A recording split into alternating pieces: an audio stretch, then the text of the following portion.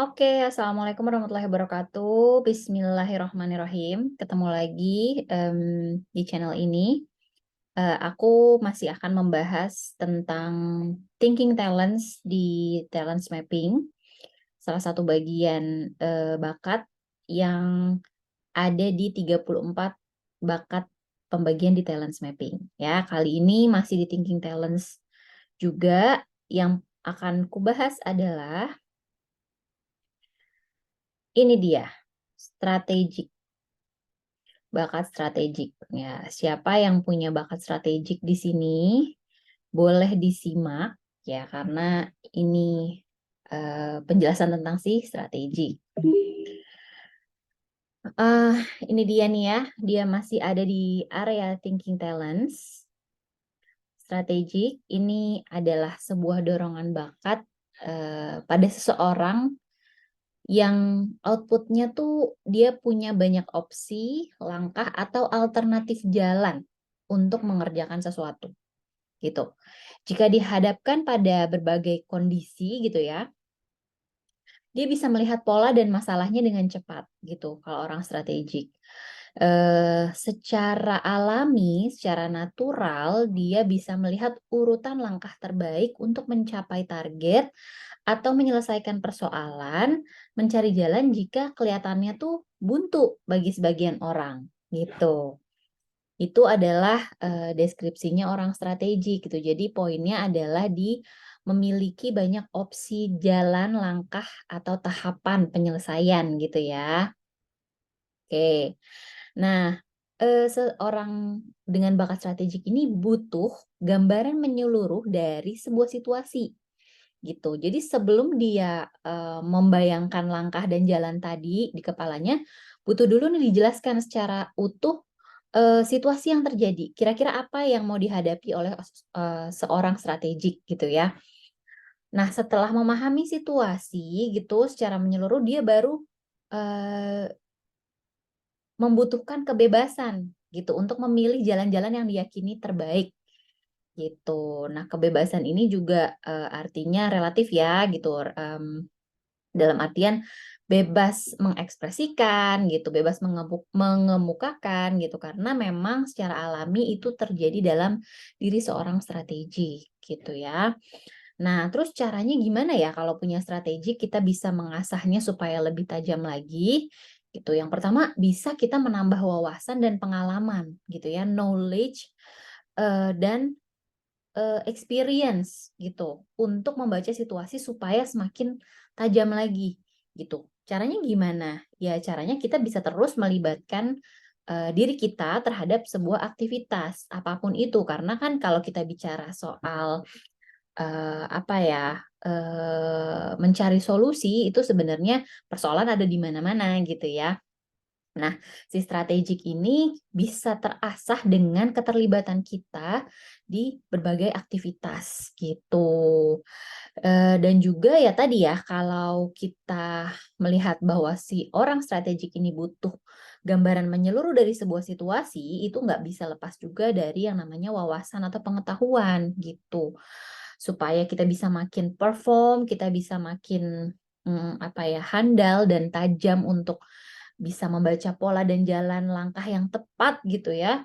Nah, ini perlu juga dibekali oleh wawasan seperti itu. Lalu, seorang strategik juga perlu mengasah dan belajar terus cara menyampaikan strategi yang ada di kepalanya, yang ada di pikirannya gitu. Bisa latihan berkomunikasi mungkin dengan baik gitu kan, yang pada akhirnya bahasanya bisa lebih mudah dipahami oleh berbagai orang gitu. Dan formatnya juga format-format yang sederhana yang bisa kemudian bisa menjadi solusi nih buat orang-orang yang membutuhkan kayak gitu. Lalu gimana contoh kalau strategik ini dikombinasikan dengan bakat yang lain ya. Kita ambil contoh aja nih. Nah, strategik dan restoratif. Restoratif ini bakat yang senang memperbaiki sesuatu atau mengembalikan sesuatu pada fungsinya semula kayak gitu ya.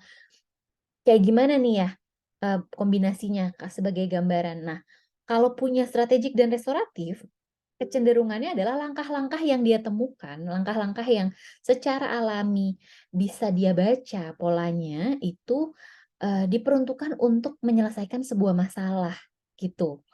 Jadi, masalah-masalah yang ada gitu ya, karena memang seorang restoratif juga butuh masalah untuk dipecahkan gitu ya. Nah, strategi ini justru akan membantu banget gitu. Karena pemecahan masalah kan perlu langkah ya, perlu langkah yang terarah, tersusun gitu, supaya masalah ini bisa kelar, bisa selesai, dan langkahnya juga jelas gitu. Ini kombinasi yang bisa menggambarkan lah ya. Lalu selanjutnya, nah kalau strategiknya lemah seperti apa ya? Gak apa-apa kalau strategiknya lemah, kita bisa tetap mensiasatinya gitu. Memang kalau strategiknya lemah itu tidak mudah ya untuk segera menemukan jalan keluar karena secara alami orang tersebut tidak segera gitu menemukan jalan gitu. Mudah ngerasa buntu, stuck, terus bingung, aduh mau apa ya, gimana ya, harus ngapain dulu ya gitu. Biasanya kalau strategiknya lemah. Nah, terus gimana lagi nih? Ya, bisalah kita coba cari partner atau, masukan atau mentor mungkin ya dari orang-orang yang strategiknya kuat gitu.